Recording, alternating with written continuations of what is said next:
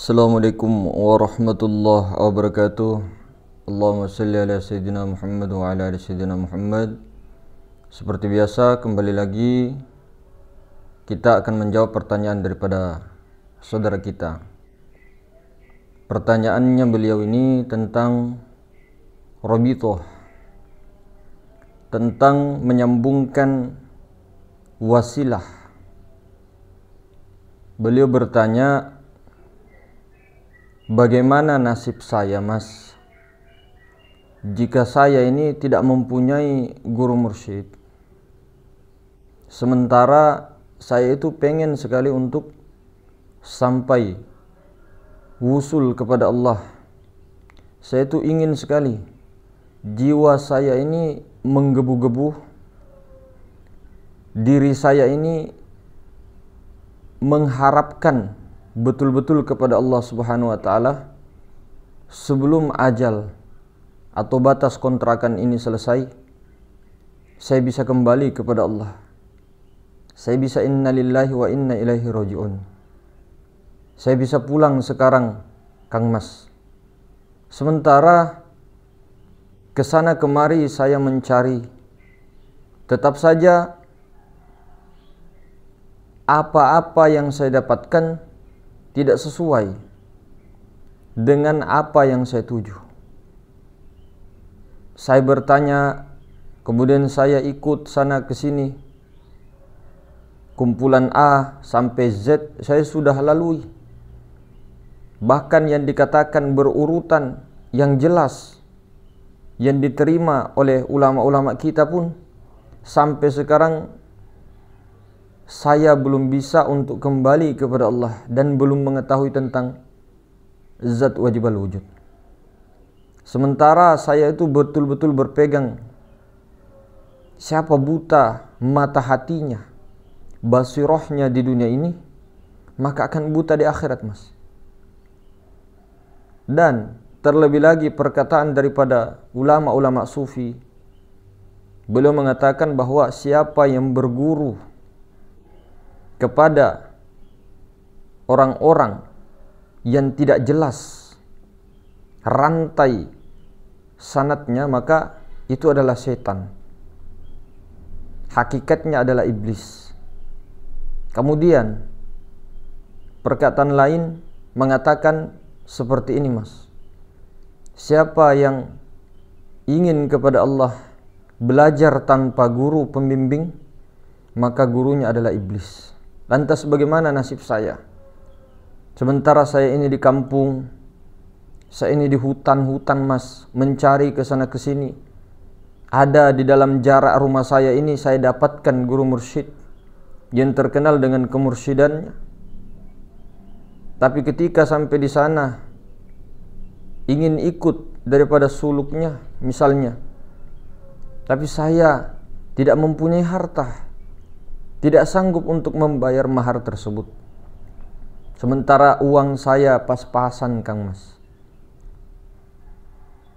Saya pun belajar di YouTube misalnya, masih ragu. Ragunya kenapa? Karena perkataan ulama tadi mengatakan bahwa yang tidak punya guru mursyid atau yang belajar tanpa guru adalah gurunya setan. Baiklah saudaraku, pertama kita jawab dengan kalau bisa diterima insyaallah, kalau tidak silakan kembali kepada diri.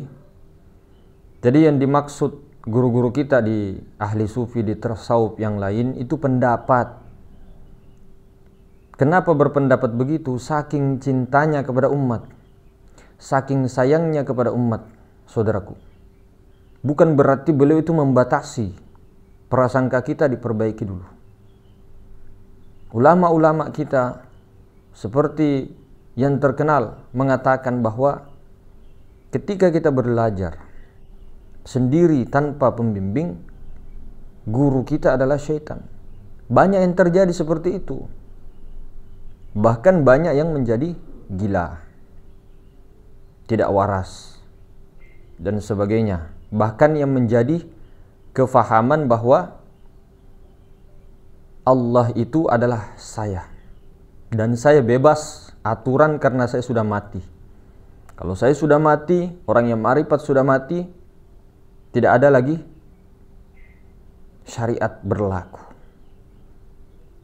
Nah, kemudian dengan pemahamannya yang ekstrim seperti itu, banyak terjadi di kampung-kampung hadirin. Di kampung saya banyak terjadi. Ada suatu peristiwa juga terjadi. Orang terdekat, rumahmu, rumahku, istrimu, istriku, hartamu, hartaku, dirampok semuanya halal. Karena mindsetnya, saya sudah mati, saya sudah ma'rifat. Nah, ini yang dijaga oleh guru kita, para wali, para sufi, saking cintanya semuliakan. Nah, kemudian dengan perkara seperti ini, apakah tidak ada jalan lain? Sementara saya keadaannya sudah begini, Mas. Kita sudah sebutkan di VT kita sebelumnya, Kang Mas, orang yang tidak mempunyai guru mursyid, guru pembimbing secara lahiriah, jalur untuk menuju kepada Allah, thariqah untuk menuju kepada Allah, jalur tauhid, dia bisa memakai jalur nur. Lalu ketika dia memakai jalur nur, jalur solawat tadi, metodenya, prakteknya, bacaannya solawat tadi, dengan sambil musyahadah kepada Nur Muhammad, maka itu tidak ada ulama-ulama sufi yang membantah, kecuali orang-orang yang tidak faham. Jadi orang-orang ijma' para ulama itu, para sufi, pewaris Rasulullah yang sebenarnya, yang hak itu, tidak ada yang menolak musyahadah Nur Muhammad, jalur Nur Muhammad. Jadi kalau kita misalnya tidak punya guru pembimbing, itu robitohnya kepada hakikat Muhammad, kepada Rasulullah. Siapa gurunya, Mas? Gurunya ya Rasulullah, Mas. Tapi di sini perlu dipahami untuk menanggulangi supaya suara-suara yang ada pada diri jangan sampai dikira Rasulullah, ternyata bukan Rasulullah, iblis. Nah, inilah yang dimaksud orang yang berguru, khawatirnya gurunya iblis. Iblis itu yang dimaksud bukan iblis yang bernampak-nampak di depan mata, bertanduk dan sebagainya. Bukan itu yang disaksikan. Dan dimaksud ulama kita, iblis pada diri kita sendiri, suara-suara yang menipu, hawa nafsu yang menjerumuskan kita. Nah, itu yang dikhawatirkan, saudara. Nah, kemudian ketika mengetahui hakikat Rasulullah, kedudukannya paling tidak, dan sudah dijelaskan bahwa hakikat Rasulullah itu tidaklah berupa, tidak berbentuk, tidak berwarna. Cahaya Allah yaitu Rasulullah tidaklah bercahaya seperti merah, kuning, hijau, biru dan sebagainya. Sampai putih pun tidak berwarna. Bening pun akan hilang kata-kata bening, karena itu adalah kiasan. Nah, kalau orang yang sudah dipahamkan seperti itu dan menyaksikan wujudnya Rasulullah yang tidak berupa, tidak berbentuk tadi, maka orang seperti itu tidak perlu lagi bertanya ketika di perjalanan, khalwatnya, di suluknya itu melihat cahaya-cahaya yang lainnya atau melihat rupa-rupa yang lainnya, karena tujuannya kepada Allah dan dipahamkan sebelum kepada Allah, rabita dulu ke Rasulullah. Jadi ketika ketemu dengan yang bentuk-bentuk itu semua adalah ujian. Ingat, niat kita hanya kepada Allah melalui Rasulullah. Jadi sebelum kita kepada Allah, supaya diterima oleh Allah, diridhoi oleh Allah, jangan kita melangkahi Rasulullah. Itu ciri-ciri mursyid yang kamil. Tidak mungkin ketika dia betul-betul pewaris Nabi, pewaris Rasul, mau melingkahi hakikat Muhammad. Tidak melingkahi. Dia tidak berani melingkahi itu, karena memang betul-betul tahu, faham tentang akan hal itu. Sedangkan Nabi Adam alaihissalam saja itu begitu, berwasilah dengan Nur Muhammad. Nah, itu ciri-cirinya yang pertama juga. Nah, kemudian ketika kita itu, kenapa di dalam yang umum-umumnya biasa, ya, jalan-jalan yang pada umumnya, ketika kita itu tidak langsung didudukkan di musyahadah hakikat Muhammad, nah itulah namanya thariqah. Yang umum itu thariqah adalah seperti pendidikan, seperti kita sekolah. sebelum dipahamkan kepada mutiara itu, dibersihkan dulu kolbunya, dibersihkan dulu jiwanya dengan zikir-zikir. Tidak dikasih tahu dulu tentang hakikat Muhammad duduknya di mana. Kemudian dia disuruh zikir sekian robitohnya kepada mursyidnya untuk menyambungkan kepada Rasulullah. Jadi sebelum kepada Allah dia ke musyahadah ke mursyidnya dulu.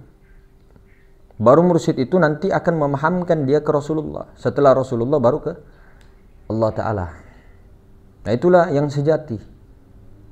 Nah, jadi ketika di dalam khalwat kita hanya diberikan zikir-zikir tertentu dan tidak ditunjukkan hakikat Rasulullah, apalagi Allah Ta'ala, jangankan Allah Ta'ala, hakikat Rasulullah saja tidak. Nah di situ latihan, tapi perjalanan panjang. Nah di situ mencapai sendiri, berjalan sendiri, tapi tetap dibimbing dengan cahayanya beliau. Nah ketika ada menemui suatu hal tentang cahaya ini, rupa itu dikonsultasikan kepada mursyid ruhaninya, pembimbingnya. Kenapa dikonsultasikan? Karena beliau memang dapat perintah daripada guru sebelumnya, jangan mendudukkan seseorang itu langsung kepada hakikat Muhammad, sehingga diberikan saja tazkiyatun nafs, zikir-zikir. Jadi ketika mendapatkan warna merah, warna kuning, cahaya ini dia konsultasikan. Kemudian mendapatkan bentuk-bentuk ini, saya ketemu ini dalam khalwat saya, itu dikonsultasikan. Kenapa dikonsultasikan? Karena dia belum mengenal hakikat Muhammad. Tapi kalau orang sudah mengenal hakikat Muhammad, duduk di hakikat Muhammad, mengetahui wujudnya hakikat Muhammad, nah jangan lagi dipertanyakan ketika bertemu ini dan itu misalnya, kecuali untuk mentahkik. Untuk mentahkik saja. Kalau kita kurang yakin, untuk mentahkik boleh. Tapi kalau ketika kita ini untuk menuju kepada Allah sudah didudukkan di hakikat Muhammad Rasulullah, diketahui wujudnya, cahayanya yang tidak berwarna, semakin kita bertanya tentang perjalanan-perjalanan yang kita lalui, kasyaf-kasyaf tadi, semakin kita turun ke bawah. Dan semakin kita turun ke bawah di situ, maka kita akan terlena dengan tadi. Itu bedanya bagi yang belum didudukkan. Nah bagaimana? Kita kembali ke topik. Ketika kita tidak mempunyai guru pembimbing seperti tadi, sulit dan sebagainya, langsung robito ke hakikat Muhammad. Karena nanti ujung-ujungnya juga jalan-jalan yang ada, yang umum seperti tadi, yang panjang itu, yang direstui, yang dipakai kepada kebanyakan ulama dan guru-guru kita juga, itu nanti ujung-ujungnya ke hakikat Rasulullah dan ujung-ujungnya kepada Maha Suci yang meliputi segala sesuatu. Ujung-ujungnya ke situ. Makanya yang pertama musyahadah dulu, ya. Robito dulu ke gurunya, mursyid pembimbingnya. Setelah itu supaya apa?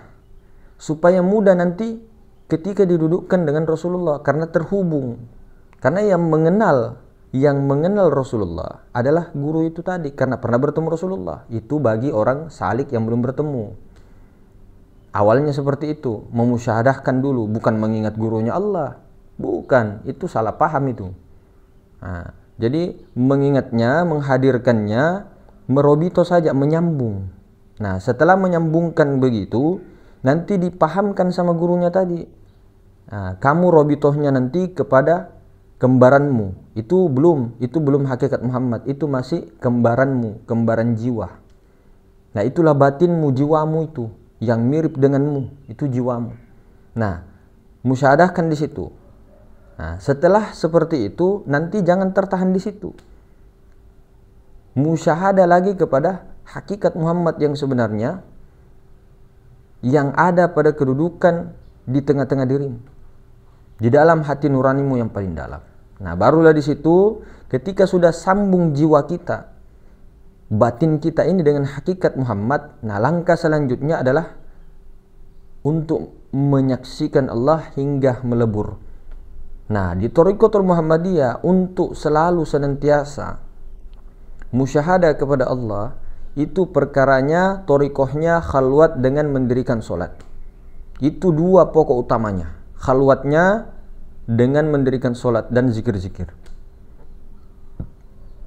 Di Thariqatul Muhammadiyah ini untuk melatih fana fillah, selalu senantiasa dengan mendirikan solat sunnah selain solat yang wajib 5 waktu. Selalu dilatih di situ sampai betul musyahadah, sampai fana, sampai kualitas solat 5 waktu itu betul-betul dari takbir sampai salam betul-betul fana fillah. Tidak ada lagi dia di dalam mendirikan solat itu, tidak ada lagi dia, meskipun secara syariatnya dia yang bergerak, tapi fana, sudah fana, bukan tiba-tiba hilang akal, tidak. Hilang akal itu namanya majzub, fana zahir. Yang dihendaki di sini adalah fana batin, fana rasa keadamannya kepada hakikat Muhammad kepada Allah. Hanya Allah yang ada, rasa Allah saja, sadar Allah saja. Sadar Allah pun Allah Ta'ala saja yang ada di situ. Akunya Allah di situ, bukan dia menjadi Allah. Akunya Allah di situ, sehingga itu bertahan kesadaran Allah itu sampai salam total. Nah, di situ yang mau dilatih juga. Nah, itu tadi. Jadi kita robitohnya sebelum kepada Allah, tidak punya guru pembimbing, langsung ke Rasulullah. Musyahadah kepada cahaya Allah, musyahadah kepada Rasulullah. Nah, di sini sudah dibukakan. Ketika ingin musyahadah kepada Rasulullah, sudah didudukkan betul-betul bahwa Rasulullah itu bukan cahaya seperti cahaya merah, kuning, hijau, biru, pelangi, putih, bening, bukan. Cahayanya tidak berwarna. Nah, seperti yang ada di depan mata kita ini meliputi. Seperti begitu, tapi merasakannya ada di tengah-tengah diri kita, pas di tengah-tengah, di dalam. Di tengah-tengah itu, di dalam diri kita itu kedudukannya Rasulullah. Di situ disimpan jiwa kita, perasaan kita, pikiran kita di situ. Didudukkan di situ terus sampai fana kepada Rasulullah. Begitu terus. Nah, nanti ketika sudah fana kepada Rasulullah, terpahamkan akan zat wajibal wujud. Nah, itu nanti tinggal dimusyahadahkan lagi, dilatih terus mendirikan solatnya sampai betul-betul fana fillah. Nah, barulah di situ hamba yang merdeka, hamba yang sudah innalillahi wa inna ilaihi rajiun. Dan Allah Ta'ala akan membimbing terus senantiasa orang itu sampai dia meninggal. Dengan cahaya Allah itulah yang di tengah-tengah diri, dengan Rasulullah itulah Allah Ta'ala membimbing. Baik itu dengan mimpinya sekali-kali, baik itu dengan kesehariannya, dengan rasa sejatinya, itulah dengan sir. Allah membimbing itu, memberikan petunjuk itu dengan sir, itu yang murni, itu kalam Allah yang murni. Yang bisa mengetahui kalam Allah itu hanya sir itu sendiri. Kalau ilham, orang-orang umum bisa mendapatkan ilham. Suara pertama itu adalah ilham, itu selalu diulang-ulang. Yang bahayanya ini kalau tidak mengetahui 4 khotir. Mentang-mentang mengatakan bahwa semua tauhid ditauhidkan, semua itu adalah kalam Allah, sehingga semua didengar. Semua suara di dalam diri didengar. Iya, cocok sudah bahwa semua kalam-kalam tajalli yang ada di dalam diri kita ini, baik itu suara iblis, hawa nafsu, semua itu tajalli daripada kalam Allah. Tapi yang namanya kalau sudah tajalli, bukan suara murni, di situ sudah campur kenyataannya. Ini yang membuat ulama kita berfatwa saking cintanya kepada umat bahwa kalau tidak ada gurumu setan. Tapi jangan juga kita terlalu fanatik di perkataan ini, karena ini pendapat, bukan menjadi hal mutlak. Baru kita fanatik di sini seketika orang hanya dihakimi, kau tidak ada, kau punya guru, setan gurumu. Kasih solusi. Kalau tidak ada gurumu, salawat banyak-banyak, musyahadahkan Rasulullah, gurumu Rasulullah. Nah, itu solusi yang terbaik. Kalau tidak, engkau yang datang ke sana, ke rumahnya ajari. Kalau memang engkau adalah khalifah kah atau mursyid kah, ajari. Daripada kita membatasi, rahmatnya Allah itu luas. Jangan dibatasi rahmatnya Allah. Begitupun juga dengan orang-orang awam, tauhid am, khos, khawasul khawas. Jangan kita saja mau selamat. Artinya orang-orang yang belum sampai di level tauhid zat wajibal wujud, jangan juga dikatakan percuma kamu semua amalanmu, jangan. Karena orang itu macam-macam. Dalam mendirikan sholat saja ada tauhidul af'al di situ, ada yang sebatas tauhidul asma di situ. Salahkah mas? Sebenarnya kalau pikirkan itu dengan akal yang Rabbani, tidak salah. Memang begitu, makomnya begitu. Makomnya di Tauhidul Asma saja. Cuma jangan pernah kita mengatakan kau itu hanya menyembah nama saja yang kau sembah. Secara hakikatnya iya. Kata-kata seperti ini untuk diri kita. Jangan kita mengatakan di orang umum, ditunjuk lagi, kamu percuma kamu sholat karena kamu hanya menyembah nama, menyembah batu. Ini melemahkan syariat namanya. Nah, orang-orang syariat juga, termasuk guru-guru sebagian oknum mursyid, melemahkan orang-orang yang bertauhid dengan cara mengulang-ulang terus fatwa yang 1, 2, 3, 4 beberapa ulama itu lalu tidak memberikan solusi. Itu melemahkan orang-orang yang ingin bertauhid kepada Allah. Nah, disinilah peran penting. Haruslah menjadi bijaksana. Kasih solusi umat. Apa kalam terakhir Rasulullah? Ummati, ummati, ummati. As-sholah, as-sholah, as-sholah. Terakhir apa? An-nisa. Ini yang paling penting dua dulu nih. Ummati, ummati, ummati. Ummati itu kan sudah termasuk An-nisa juga dan seluruhnya. As-sholah, as-sholah, as-sholah. Sambungannya ini bagaimana ini umat ini? Umatku ya Allah. Saking cintanya Rasulullah. Umatku ini sholatnya ini bagaimana nanti? Sementara sepeninggalku ini hakikat sholat ini ditutup sebagian. Karena banyaknya propaganda pada saat itu, politik-politik di situ. Terjadi di zaman setelah Rasulullah SAW, Sayyidina Abu Bakar, Sayyidina Umar, Sayyidina Utsman sudah mulai, Sayyidina Ali. Setelah zamannya Sayyidina Ali terjadi pergolakan yang sangat dahsyat di situ. Terjadi ujian yang sangat besar yang ilmu tauhid ini betul-betul harus disembunyikan. Dan di situ secara syariatnya ada campur tangan Yahudi.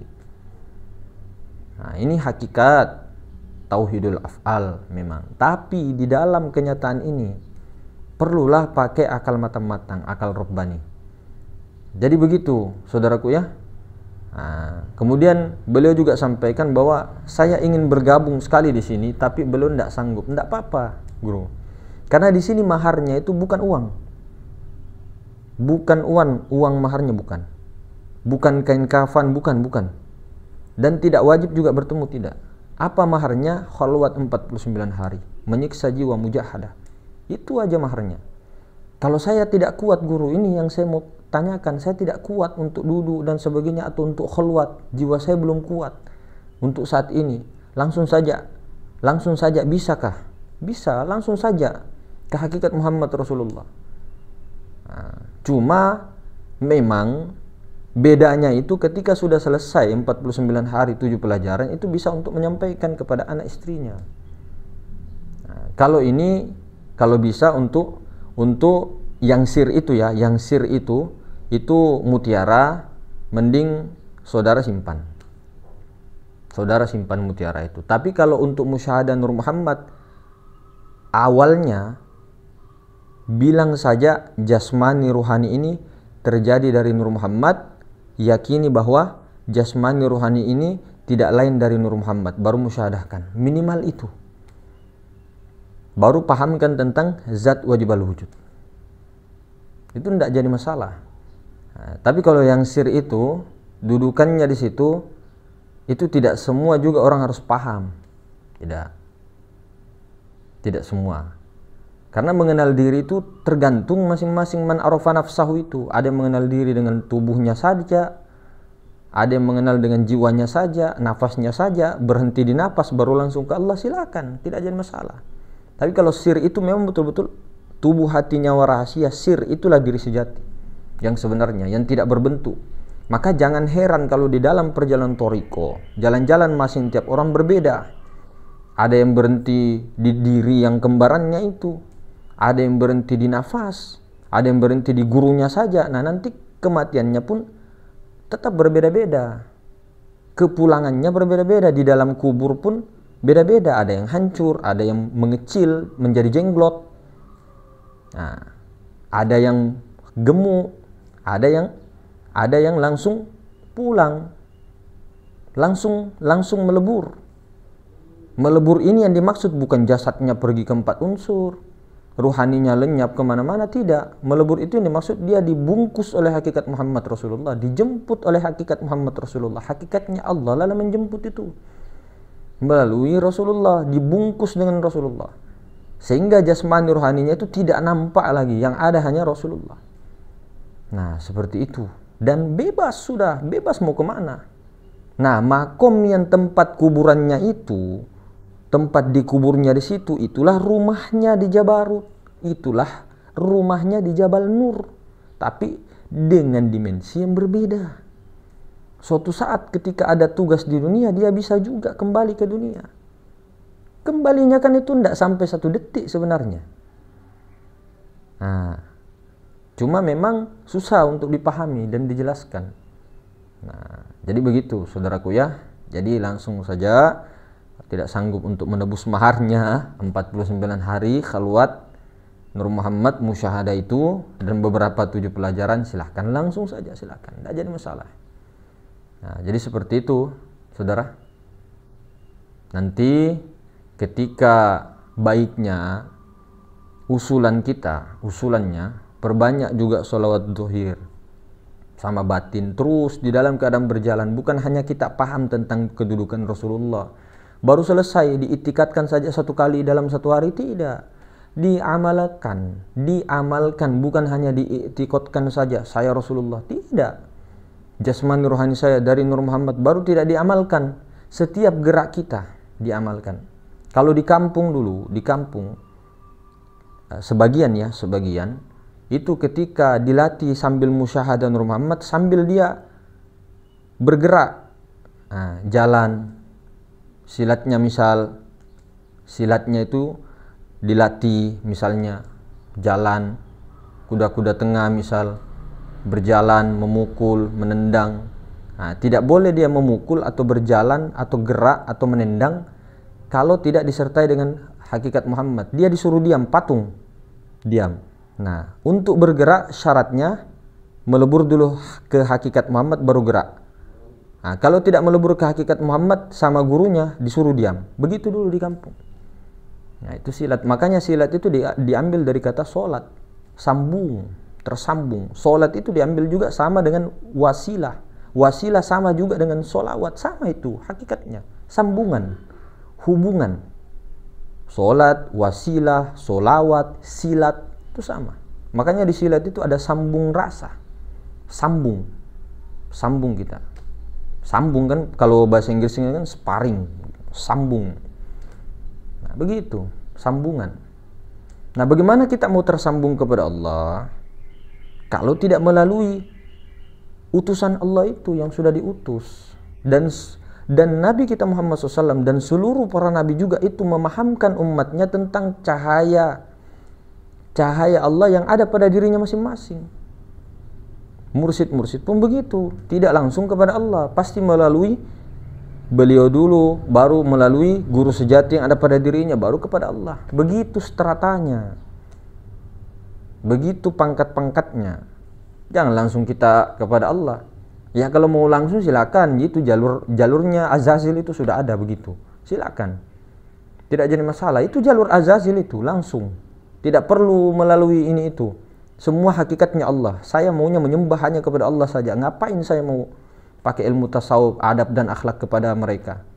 Nah, itu kalau sudah begitu, itu jalurnya. Tidak jadi masalah. Man tasabbaha biqaumin fahuwa minhum. Orang-orang itu akan dikumpulkan bersama orang-orang yang dia serupakan, yang dia ikuti, yang dia idolakan. Selesai. Sudah. Jadi kalau orang-orang yang mengidolakan Rasulullah itu kumpul sama Rasulullah SAW. Di mana Rasulullah SAW? Apakah di dalam kubur? Oh no. Di dalam kubur apanya? Kekasih Allah yang mulia baginda Nabi besar Muhammad SAW. Kita sering mengatakan bahwa Rasulullah itu sama dengan kita. Tidak ada, sama dengan manusia biasa. Kenapa selalu dilebih-lebihkan? Baru kita cerita Nabi Musa bisa membelah lautan. Nabi Sulaiman bisa memberi makan ini, dan bukan mengatakan nabi-nabi lain tidak. Begini, artinya kita itu loh selalu memukjizatkan nabi-nabi yang lain, seperti ditelannya Nabi Yunus dengan ikan paus, seperti tongkatnya Nabi Musa yang berubah menjadi ular, seperti Nabi Idris yang masuk ke dalam surga misalnya. Mukjizat Nabi sebelum Rasulullah diceritakan. Kenapa Rasulullah SAW, pemimpin para nabi, para rasul, dianggap manusia biasa? Di mana ini? Di mana ini akal ini? Akal Rabbani ini di mana? Ulil albab itu orang-orang yang diberi akal dengan akal sehat itu kenapa tidak berpikir? Kenapa selalu merendahkan Rasulullah SAW secara tidak langsung itu? Baru para wali diceritakan, oh ceritanya syekh ini bisa terbang, bisa jalan di atas air. Lah, Rasulullah itu pemimpinnya para nabi, para rasul, pemimpinnya para wali. Itu semua kiasan mas, terserah kiasan ke apakah. Nah, kalau orang-orang yang tidak tertutup, lahir dia percaya, batin dia percaya, insya Allah Ta'ala orang-orang itulah orang-orang yang diberkahi, dirahmati Allah Ta'ala, karena tidak menutup satu dengan yang lain, memakai semua kafah, keseluruhan. Jangan menafikan satu, menyembunyikan yang satu, karena kemalasan kita, misalnya hawa nafsu kita. Nah, jadi seperti itu hadirin semulakan. Lebih dan kurangnya subhanakallahumma wa bihamdik asyhadu an la ilaha illa anta astaghfiruka wa atubu ilaik. Assalamualaikum warahmatullahi wabarakatuh.